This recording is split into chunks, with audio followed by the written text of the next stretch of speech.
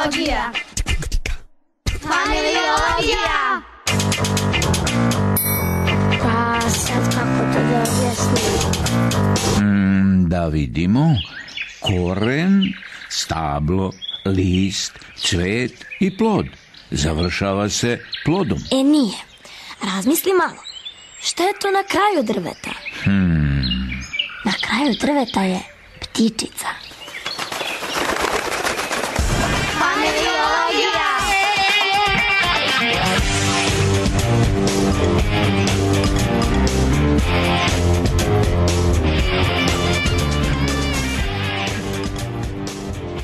Ja se ponekad zapitam da li sam dorastao da dam adekvatan savjet, da mu pružim podršku, ali to je očigledno bez obzira na uzrast u kojem smo, životnu dob, uvijek postoje dileme.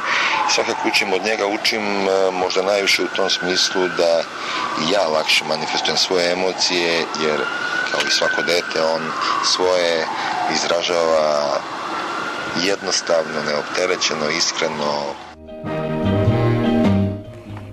Ovako govori Gordan Brkić, njegovu priču ćemo čuti tamo gde obično slušamo porodičnu priču, onu koju zovemo i preko praga, a ispod nas ide, samo da proverim, ide italijanska muzika s razgledan emisija Familiologija.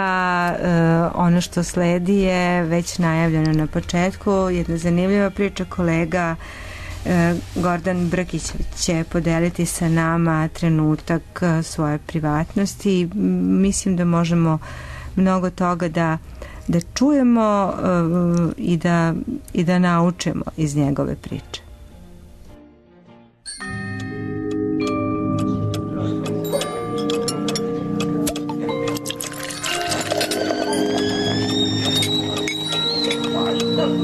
Porodična priča.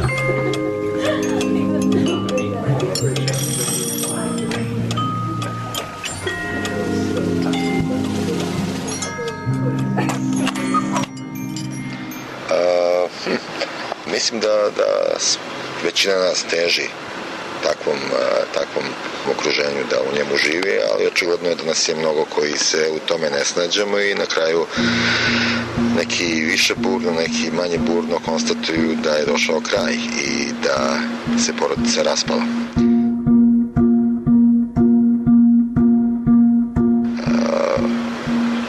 Post festum, kada do toga dođe, čovjek dobije priliku da razmišlja o tome što se dogodilo, a ako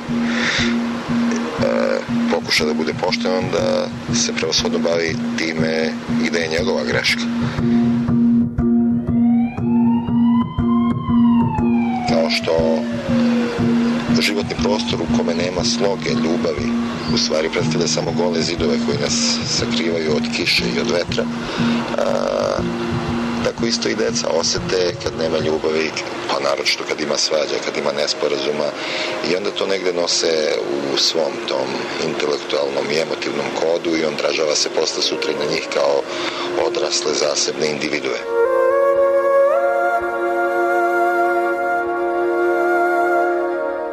Sin Vojin, dakle, bivša supruga i ja, njegova majka, smo se dogovorili da pola nedelje bude kod nje, pola kod mene, i iskreno mnogo mi znači taj odnos.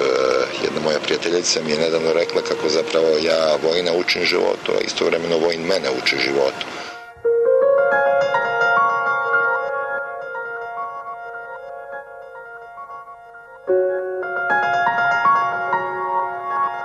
Vojin sad će uskoro imati 7 godina, predškolac, neki dan se upisao i u školu, tako da jako lepo se družimo, i sa mamom on ima isto dobar odnos.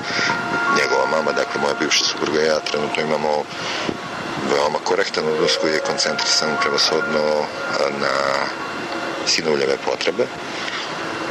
I ono što jeste na izvestan način razočarenje, naš odnos nikada nije bio bolji. Dakle, mnogo je bolji sada nego što je bio dok smo živjeli u takozvanoj funkcionalnoj porodici.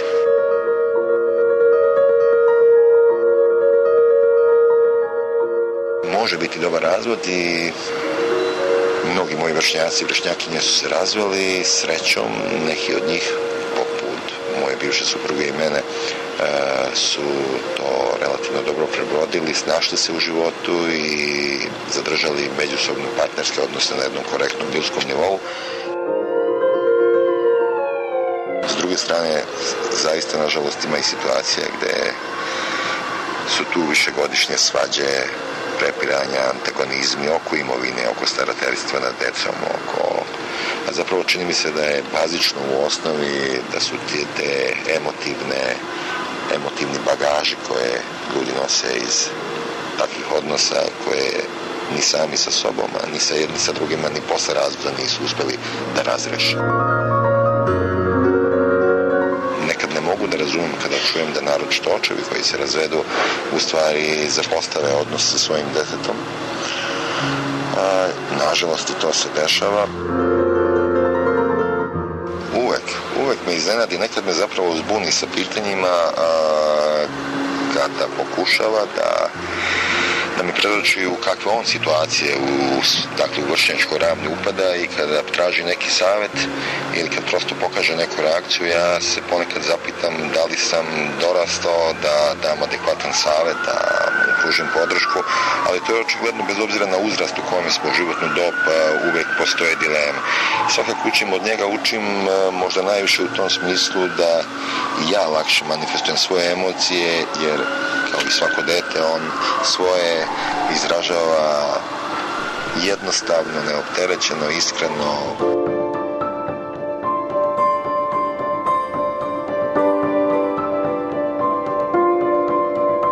Ja bih za sebe voleo da kažem da sam jedan modern čovjek,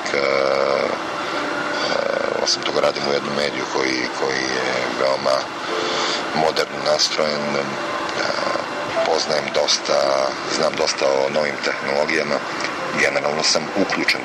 S druge strane, povremeno razmišljam da sam možda ipak staromodan, tradicionalan, jer ono što vidim trenutno oko sebe, možda ne bih uzeo sebi za pravo da kažem da mi se ne sviđa, ali bih rekao da se možda najbolje ne snalazim. Iz prostog razloga što postoji mnogo agresije, postoji mnogo nezdravih ambicija kod pojedinaca i generalno među ljudima i onda se to reflektuje na muško-ženske odnose. I mislim da onaj iskonski osjećaj samoće koji svi u sebi imamo, neko izraženiji, neko manje izražen, da ga je teško prevazići, teško ga ispuniti srećom, ljubavlju, iz razloga što se ljudi danas prosto ne razumeju, nažalost, ni u toj muško-ženskoj ravni, žensko-muškoj.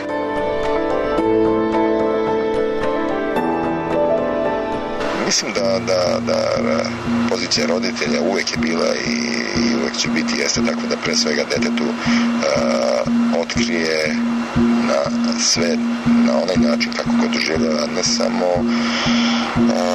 kroz prizmu svoje ličnosti, već i na osnovu životnog iskustva i da dete pripremi da se lakše snalazi, znači tamo gde odlazi, a gde nije pod budnim okom, pod patronatom roditelja.